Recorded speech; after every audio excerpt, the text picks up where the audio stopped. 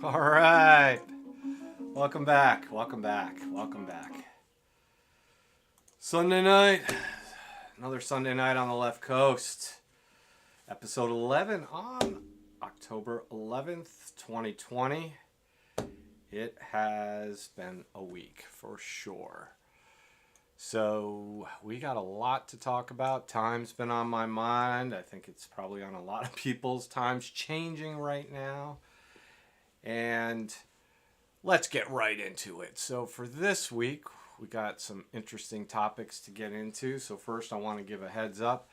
So October is also John Wick Day, October 24th, which is the original theatrical release of the original first John Wick movie. And as a result, I've decided to make October 24th John Wick Day. I invented it. I started it. It's right there. You can go to johnwickday.com and sign the John Wick Day petition. You never know. Maybe we can get this to be some sort of cable TV holiday where they show marathons and different things. So in celebration of John Wick Day on October 24th, I'm going to be having a Zoom watch party, a marathon of all the John Wick movies. I'll have details on the website, Leftcoastlove2020.com, Leftcoastlove2020.com, and I'll leave it open. So on the 24th, if you can't stay for the entire time or you don't want to watch all three movies, that's fine. But you can go ahead and drop in. Also on October 24th, during the watch party marathon, I'm going to be opening up and sharing the contents of my John Wick box. So we'll have to head out to the garage and break up some concrete. And no, actually, my John Wick box is here in the office. It's right down here. If you're on the YouTube feed, there's a photograph of it. This started off as kind of my idea for organizing my different John Wick collectibles and things to in the same style that John Wick collects his gold coins and weapons. So I had originally started by sketching out what my John Wick box might look like, and I started with a small one which had some DVDs and a couple of action figures. Very small. I want to say maybe, what was it, like 6 inches across. There's a picture of it here. And then since John Wick 2, John Wick 3, my box has now grown to be the size of a trunk. And it is packed full of John Wick goodies. So we'll be digging that out and sharing some of that fun on October 24th. So I hope you folks can spend some time with us on that John Wick Day. Also this week, in the mailbag, I want to thank Buzz, who's one of my comic book artist friends. Adrian All is his name, but he goes by Buzz, and he's a very accomplished artist, and Parker loves Lilo and Stitch. So earlier this quarantine, earlier in the pandemic, a bunch of my comic book friends that are in the business had some difficulties because there's been no comic book conventions, which is one of the ways in which the artists can make money by selling sketches and artwork and things at the different conventions. And on top of that, monthly comic books from Marvel and DC and a lot of the other publishers, and I talked about this in earlier episodes, they've either scaled back or shut down for a period of time. They've started to come back, but then the number of titles and issues that are out there is not the same as it was prior to the pandemic. So Buzz decided to do a stay-at-home convention, if you will, and he did sketches and artwork, and at that time he had some Lilo and Stitch. Oh, I'm getting really bad reflections off the plastic, but there. That's probably pretty good. And then we got another one on the other side. So, Buzz, thank you very much. We hope your parents are doing better. We've heard they're under the weather, and you're doing a lot to take care of them. We do appreciate you taking the time to send that stuff over for Parker. All right, I think that'll take us through housekeeping. So, on to the good stuff for this week. First topic, getting old. And getting old means a lot of things to all of us, but here where I live in Nevada on our cul-de-sac, the woman that lives directly across the street from our house turned 102 yesterday. And she still lives on her own, still takes care of herself. She's an active member of the community and of her church here in Nevada. And given the fact that we have the pandemic and with her age, having a big birthday was not something we could really do. So the neighborhood got together on our different cul-de-sacs, and it started the night before with the kids doing chalk drawings all through the cul-de-sac and around the various sidewalks with her age and hearts and pictures of her house and her name. And then on yesterday, we had the neighbors. So at our house here, I pulled the grill out and we did hamburgers and hot dogs, and all of the neighborhood kids were out socially distanced working on chalk diagrams and riding bikes and just generally hanging out. And then at 3 o'clock, there was a parade that came down through the street with all of the neighbors and the kids. Also, people from the church and the community came by with signs to do a driving parade. And it culminated with, which these days might be viewed as something that's a little controversial, but for the town that I live in here in Northern California, our police department does have a fairly good reputation, and for the most part we know all the different police officers in our town. And for Althea's birthday, what they did was they put together a parade with all of the police cars that came by in the town. And I'm showing a video if you're watching on the YouTube feed. You can see all of the Nevada Police Department took time to come by and drive by Althea's house and wish her well on her 102nd birthday. And as I got thinking about it, I'm in my mid-50s, so I'm only halfway to where Althea is.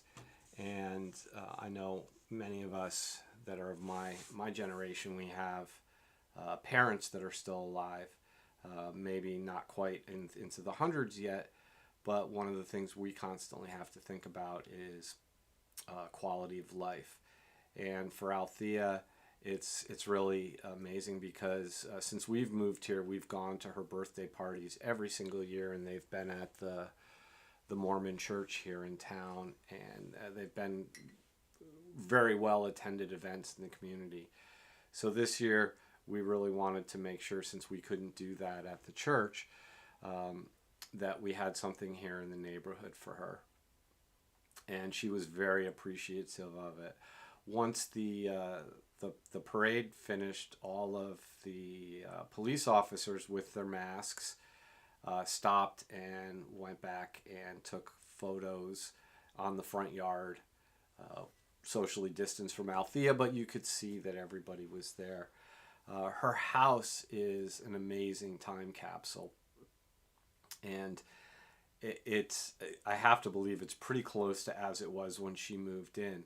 And the homes here where we live were built in the late 60s and early 70s when this town here was basically orchards, and they were changed over and started to be subdivided into housing communities to make room for the growing population in the Bay Area. Again, her home, I love going over there because everything is very early 70s, from the telephone to the cabinets, but everything is clean as a whistle. It's like it's brand new. She's got a great sense of humor, and on the rare occasions when she does need some assistance, she has a little system here on the cul-de-sac where she'll raise her garage door opener, and she has an easel out there because she still paints, and she has a sign that she puts up that says, "I need help." Not help like call 911, but "I need help." And that's the cue for someone, and there's always someone out and about on our street to go over. So there's been times where I've seen the sign and helped, gone over to move a piece of furniture, or to reconnect the cable, or reprogram the remote on her TV. It's really nice to see, at least now, especially in these times when everybody's so angry and confrontational, at least in my neighborhood, in my small little bubble here, everyone is nice to each other and appreciative. And it made me realize how thankful I am for, where I live and the opportunities that I have for my family. So again, I'm not trying to poke the bear in any way. I'm just sharing what the environment and the relationship my community, or our community here in Novato, has with our police department. So there you go. 102, God bless, and she's still going strong. Often I see her out walking. So I'd like to come back next year with pictures from the really big party that I'm sure we'll have for her 103rd birthday. Now, since we're still on the topic of time, and I think time and music go together, and one of the things I was talking about this weekend with a friend of mine that was here in town was how we get or consume our music now versus how we did it when we were younger, and where do we go to find out about new music. And for Jim, he's fully adopted the new technology, and for him everything's about Spotify and curating both his own playlists himself, and then allowing the algorithms within Spotify to also suggest and offer up things that may fit within his taste. And for me, I feel like I still do it old school, because maybe it's still kind of part of the whole comic book thing, because I like to read and touch and feel something, as opposed to letting something just offer me up a selection. For me, I'm much more comfortable taking, say, even my entire music library and putting it on shuffle, because it's so big that sometimes I'll be surprised by even things that I have. Oh, I may have forgotten it. But it is limiting, because I'm not going to get new artists or new music unless I bring it into the library. So how do I do that? A couple of ways. One of them, I have a picture here of a magazine called Classic Rock. It's from the UK. And every single month they review new albums as well as reissues. And I make notes of stuff that's coming up that I would be interested in listening to. And then still even go old school. There's a picture of a book here that I like. It's called the All Music Guide, and this one is for classic rock. And inside of it is it's a little encyclopedia of album reviews, album descriptions from the classic rock period. So basically the 60s, 70s, and up through, I believe this volume goes into the early to mid 90s. So again, for me, if I start listening to a particular artist, I like to go see what other albums I should go and pull down. And I still like the album format where where you listen to the entire piece, although I know these days many artists don't actually create or go into the studio with the intention of recording a cohesive piece for an album as opposed to a collection of songs. But hey, I'm not judging how people put out their art. I'm just saying, for me, the best way for me to, the way I most enjoy consuming it is in the full album format.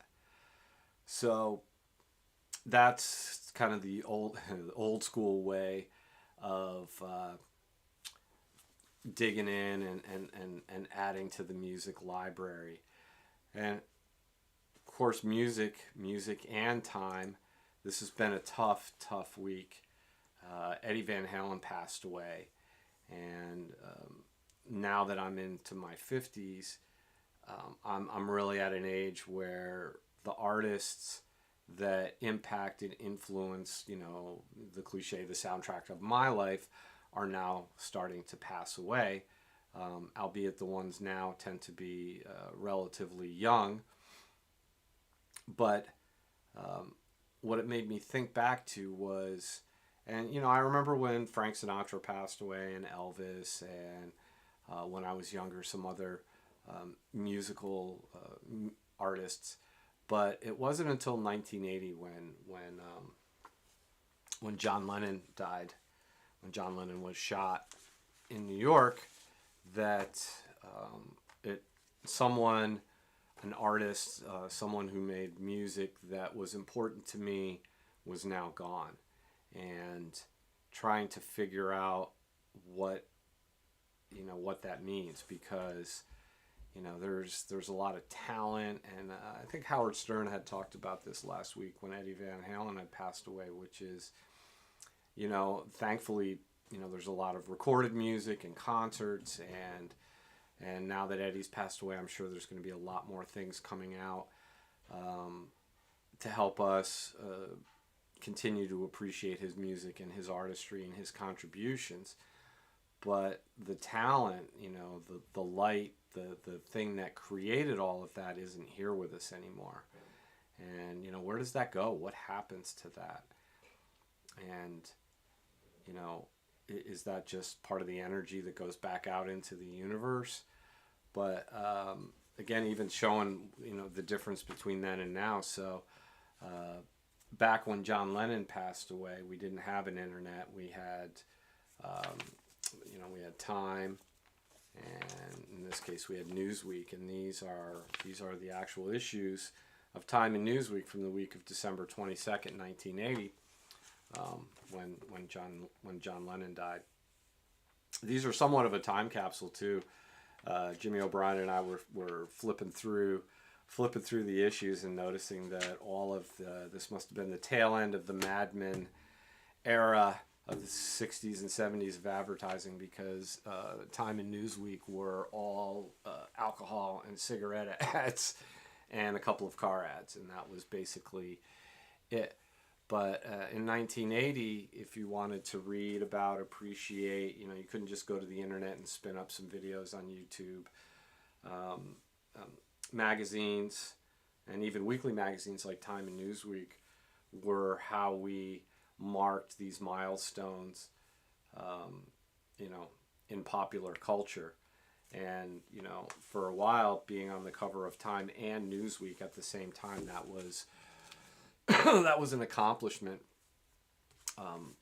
Not something you tried to do, but it was an indication that that topic or that person was at the forefront of both news and popular culture for that week.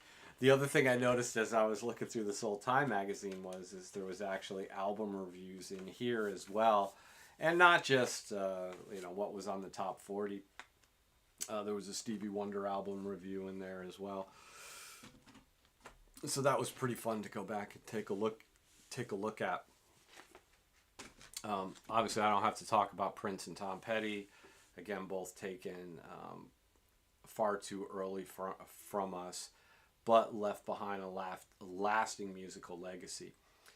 Later this month, Tom Petty's Wildflower box set is going to be released. So There's a number of videos that have already been put out. So while I'm happy there's going to be some newer or some Tom Petty music I haven't heard before that's going to be available, but it does make me sad, like I was explaining earlier, that it's older stuff that's recorded, but the actual light, the flame, the energy, the spirit that made and created the music isn't here to share it with us, especially live. So that's going to be very, very sad for me. Kind of picking up on the theme of 20, 30 years ago, prior to the internet, how we collected and consumed media and news. So with Time and Newsweek, I think this is followed through on all types of media. So I thought this might be a good time to wax a little philosophical, to get a little out of myself, out of my head. And I'm just pulling taffy here, but I started to think about and make some connections. So, years ago we would collect the physical, the tangible. That was how we marked something as being real, if you will. I had albums, I had comic books, I had mementos, t-shirts, bumper stickers, pennants, all types and manner of items that I would keep and collect as mementos. And over the past 10 to 15 years, we still have those same needs, but we've transferred a lot of that over to the cloud, to the internet, to the non-physical world or the virtual world. So where you used to have a big record collection, now you have a set of Spotify playlists and artists and different feeds that you get to keep you up to date, versus going to the record store, or like I do, reading and then going to try to find the music. And early on, there was some resistance, especially when iTunes and MP3s first started out. Now, I lived in Silicon Valley during that time, so I was an early adopter of digital music, but I still held on to the physical CDs. So those early days really involved a lot of ripping they called it ripping. You put a CD in and rip the tracks off of it onto your computer, so then you could put it on those old iPods, and then eventually up to our iPhones or computers or however we do it. And even from there, we've moved away from keeping large libraries of MP3s to subscribing to music services where basically all music all the time is on tap and available to you. I think we kind of lose something with that, and it's also somewhat overwhelming, because initially having everything available all the time seems enticing, but it almost can limit or kind of overwhelm you when trying to make choices or trying to figure out where to look or where to go, which is why we now have the rise of AI and algorithms and things to more tools to help us navigate the vast quantities of content, whether it be photographs, music, art, books, and all of that stuff. And it's happened with newspapers. We've seen both, Time and Newsweek I don't know that they even do physical copies anymore. And the local and regional and national newspapers are down to a handful, or regional. And we consume our news on the internet out. And I was just thinking about, initially people didn't trust the technology because it was something either you couldn't physically see or understand. It almost appears to be magic. So when I was working for Price Chopper supermarkets, when I was in high school, we were just going through the first technological transformation of going from hand marking every single item in the store with a physical price tag, and then having the cashiers read those price tags and hand key in the prices at the checkout. So I remember when we put the scanners in and no one would trust them. A lot of the customers would stand there and look at everything. We still had to label everything in the store with the physical labels because customers didn't trust that when you scanned it would be the same price as what they saw on the shelf tag. So if there was any discrepancies, we had to be able to resolve those immediately at the register. So again, there was this transition period where people had to almost be trained to trust the things that they couldn't necessarily see, feel, and touch. And I think that trend has both worked to our benefit, but as with anything, if you push it too far, it can also have some negative consequences. Because when things were, it was almost as if they were more black and white 30 years ago, 25 years ago. Things that were in the physical world that you could touch and feel and put your hands on, those were real. And things that you couldn't see, touch, feel, or have an empirical experience with, for the most part, those things were viewed as faith, right? So those were your more spiritual or religious types of endeavors, or that part of your life. So for us as humans, it was very simple. You know, you had things that were physical or, quote, real, and then you had your spiritual life.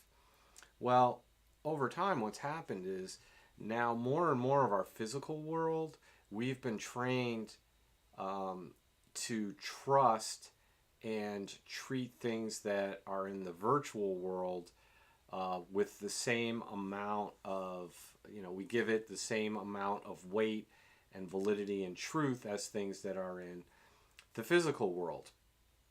So on the one hand, you think that's great because that allows technology to move forward. But on the other hand, what that also does is now that there's a blur between those two things. And not everyone has the same learning curve or even the same desire to bring those two ideas together, right? The things that I believe in and the things that I trust without having to see, feel, hear, touch, or put my hands on, that's a whole different set of ideas and a part of my life. Well, now you're asking me to take, my work and my personal life, and each of those pieces of my life have large components where I have to believe or trust in the things that support them, those activities, so here you go, medical records, your personal information, the types of media that you consume, the website, all of the things that go into allowing us to have these virtual, to live in this virtual world, are pushing up against things that we used to be able to kind of segregate out and keep over on the spiritual side. And I think what is happening with a lot of people these days is they're still struggling to reconcile or get to a place where they're comfortable with having things, both things that used to be in their physical world is now part of, if you will, their spiritual world. And is seeing believing, because in order for us to, a newspaper had a physical presence to it, and along with that came some other implied legitimacy, if you will. There's a lot of effort and money and people that go into creating a newspaper, and that all of that helped, and it wasn't always this way, but helped give it weight and validity in the community, because again, you wouldn't have that many people or that large an effort to put something out that wasn't necessarily true or accurate. Well, anybody with $3 can start a news website and put whatever they want on it. And those sites have as much validity, if you will, in the virtual world as any other website, whether, you know, and I don't want to name any of the media outlets because even these days that comes with a certain belief, or, you know, oh, that's a left-wing site, a right-wing site. It's just, you know, whatever type of site it is, they have to compete with every other piece of information that's on the internet. So do I trust it all, or do I trust none of it? And I think a lot of people in their frustration have just decided to trust none of it. And a lot of that is playing itself out in our world today. Now, along those lines, so how do we, if we take this thought out to the next level, which is, how do we figure out what's real anymore? And I was starting to understand again people's frustrations, because we're asked to believe in things that we can't see, feel, hear, and touch anymore, but that are also not part of a religious background or some other structure, and give it as much weight as anything else in our world.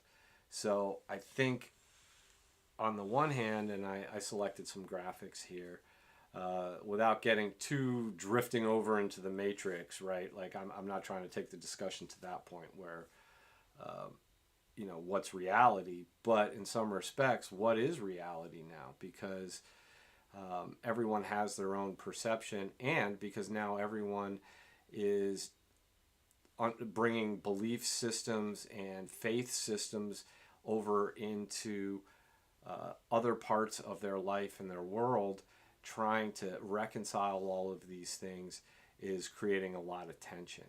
And so on the one hand, is anything real? Is nothing real? I found there's one graphic here it's a Venn diagram. So it's basically two overlapping circles. And one circle is must be, the other circle is can't be. And where those two circles overlap, the space in between is what's real. And I believe, I know, like, obviously that's not my Venn diagram, but I think I got that, it was originally shown to me on the Big Bang Theory as part of a very simplified way to look at quantum physics. But I love a simple graphic. To me, if you can use a simple picture to tell a larger story, or to articulate an idea gracefully, that's one of the most effective teaching tools that you can use, or one of the best ways to communicate. And remember, communication is not just putting data out there. Communication is actually two components, right? It's sending a message and having that message received. Not just heard, but also received. And if we spend a little more time working on the receiving part versus the delivering part, I think we would all have a better chance of making it up to 102. And the strength of the community and the people around you and the support you get from them are what really matters. And while, especially these days, it's very entertaining or exciting or easy to get worked up by turning on the TV to see what's happening in the power centers of the world, if you think about what really impacts your quality of life, and I talked about this when we were discussing Althea earlier, you know, she's 102 years old. So the amount of presidents, speakers of the House, political figures, local figures, even religious figures that have come and gone in her lifetime is a lot. But for her, she focused her life on her family, her faith, and her community. And those are the three things that impact your quality of life. And it doesn't matter who's in the White House. If you're putting your faith in that person to make your life better, or to make someone else's life worse, or anything like that, then you've really given up your power. if you really want to make a difference and have an impact, it's going to be through your family, your community, and your faith. So that's what I have for tonight. We're a little short, only 35 minutes, but I only share as much as I have. So again, check back. I'll have another reminder next week before the John Wick Day Watch-a-thon. And I think next week we're actually going to have someone else on the podcast with me. So for the folks that know me on the East Coast, I've asked Jimmy O'Brien, who's not a Facebook person, not a social media hound, to join me. He was here this weekend, hanging out with the family down from Lake Tahoe. So we spent some time watching some concerts and listening to some music and sharing our history together, which goes all the way back to 7th grade. So please come back next week. So I believe Jimmy will be calling in. We'll do a Zoom setup of some sort. And hey, if anyone out there is interested or has a different or point of view or something to add, like I said, this podcast here, for the most part, is an outlet for me, a creative outlet for me, a way for me to talk and share. I'm not really trying to, take on Joe Rogan or monetize or turn this into something else. So, like I said, if you would like to come on and have a conversation and share anything, just reach out. We still have the payphone up. I know someone tried to call us today. I wasn't able to get to it on time, but the number for the payphone is on the website. I wish everyone a great week, and I look forward to you coming back next week here at Left Coast Love 2020. Thank you.